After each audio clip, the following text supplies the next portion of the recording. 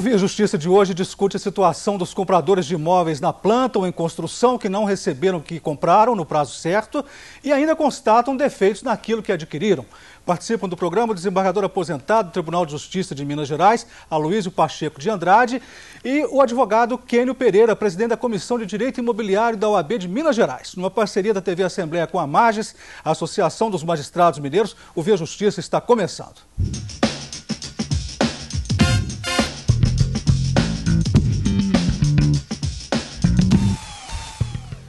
Grandes construtoras têm sido levadas ao PROCON e ao Ministério Público por não cumprirem seus deveres para com os compradores de imóveis. O que fazer nestes casos, desembargador? Bom, nesses casos, como você já adiantou, o comprador deve procurar primeiramente o PROCON para fazer valer os seus direitos, talvez o Ministério Público, mas na verdade o que ele deve fazer é procurar um bom advogado, especialista na área do direito imobiliário, para poder fazer valer os seus direitos e tentar, junto à construtora, a entrega daquele bem que foi adquirido com tanta expectativa e, mais do que a expectativa, a necessidade para ali instalar a sua moradia. Doutor Kênio, quais os mecanismos legais que garantem o recebimento do imóvel em perfeito estado? Basicamente é o contrato, né? Então o imóvel comprado na planta tem uma incorporação registrada e o contrato que vai determinar o prazo de entrega, o acabamento, o memorial descritivo. É importante o consumidor entender, quando vier comprar imóvel, essa compra é complexa e a lei realmente ela dá a margem de uma série de negociações que podem colocar o consumidor em risco se não souber compreender bem a aplicação da lei. Então, o contrato é fundamental, a documentação do imóvel e a multa que vem determinar o cumprimento do contrato. Desembargador, os compradores têm direito a uma indenização pelo atraso na entrega da obra?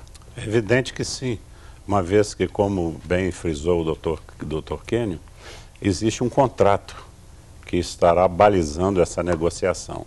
E, logicamente, o contrato tem ônus, obrigações e deveres para ambas as partes. E, logicamente, haverá nele a previsão de uma multa, de uma indenização, no caso de atraso na entrega do imóvel.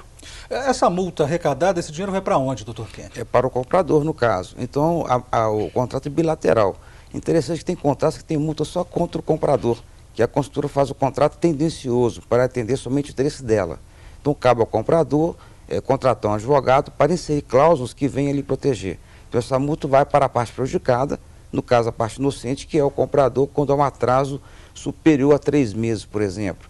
Não iria para o condomínio, então? Não, essa multa em relação à compra e venda do imóvel. A multa para o condomínio será a multa com relação ao não pagamento da taxa condominial, o que é diferente da compra e venda. Desembargador, é melhor agir em grupo para garantir um resultado efetivo em seu favor, no caso dos compradores, ou sozinho já é suficiente? Bom, isso aí depende muito da disponibilidade de cada um. A união sempre é melhor porque a união faz a força. Logicamente que um grupo de compradores agindo judicialmente contra a construtora, a ação terá uma maior força, embora não haja nenhuma proteção da lei com relação ao direito individual ou ao direito reclamado em conjunto. Doutor Kênio, quanto tempo demora uma ação na justiça contra atraso na entrega de obras e defeitos no imóvel? Depende do caso concreto. Agora é interessante que o Poder Judiciário, os magistrados têm sido sensíveis em antecipar a tutela. Então, quando há atraso de obra, por exemplo, de 1 ano, então nós pedimos, no caso, o comprador pede o juiz a multa de 1% ao mês do preço atualizado do imóvel para amenizar esse prejuízo. E o Judiciário tem sido sensível em conceder a tutela antecipada ou a liminar para já começar a amenizar esse sofrimento do comprador. Agora, uma ação pode demorar 2, 3 anos e quando a ação exige uma reparação do imóvel, tem que ter perícia. Então, é uma ação que há realmente um período maior para chegar numa conclusão. Mas a tutela antecipada tem sido concedida em vários casos. Pergunto para os senhores qual tem sido o papel do Ministério Público, do Judiciário, da OAB nessas situações, doutor desembargador. Bom, a OAB é através dos advogados ali inscritos que eles podem atuar em prol daquele que se julga prejudicado. E o Ministério Público ele pode intervir quando há uma questão referente a uma afronta a uma legislação com relação ao patrimônio público, com relação à situação ecológica, ao ambiente, à questão ambiental referente ao prédio. Desembargador, o doutor Kennedy falou numa demora de 3 anos. O senhor acha grande essa demora?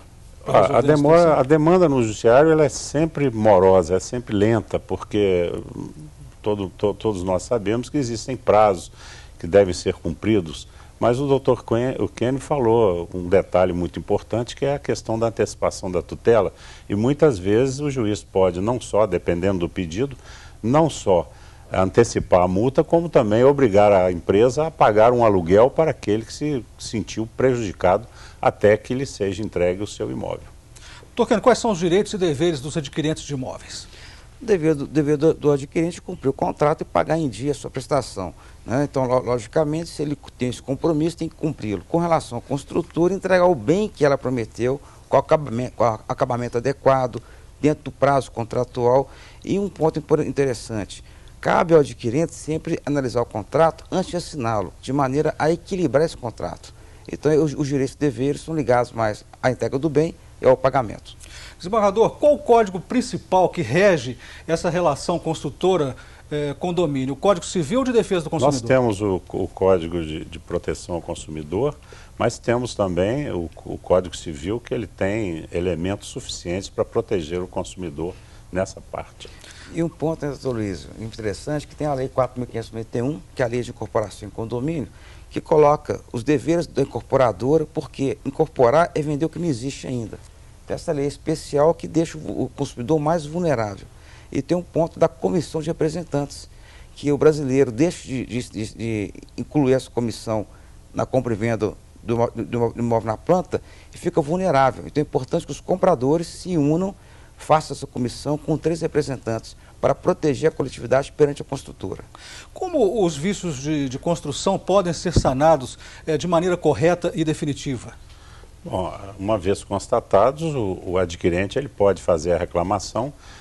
O ideal seria que essa reclamação fosse solucionada após a apresentação do problema perante a construtora.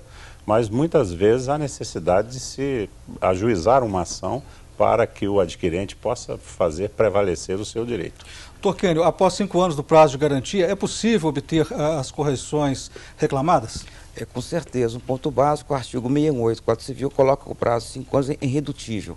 Então, se o consumidor, o condomínio, o proprietário provar que o defeito surgiu dentro do prazo de 5 anos, então é fundamental que, quando surge o defeito, que haja uma notificação da construtora para caracterizar aquele evento. Mas eu digo assim, depois dos 5 anos? Depois se pode, porque é só a perícia provar que o defeito surgiu dentro do prazo de 5 anos. Então, se o prédio tem 8 anos, e a perícia provando que o defeito da instalação da cerâmica ou do encanamento surgiu no prazo de 5 anos, a perícia ela é capaz de provar isso. Então, a ação pode ser proposta até 10 anos. O Via Justiça faz agora um rápido intervalo, voltamos em instantes.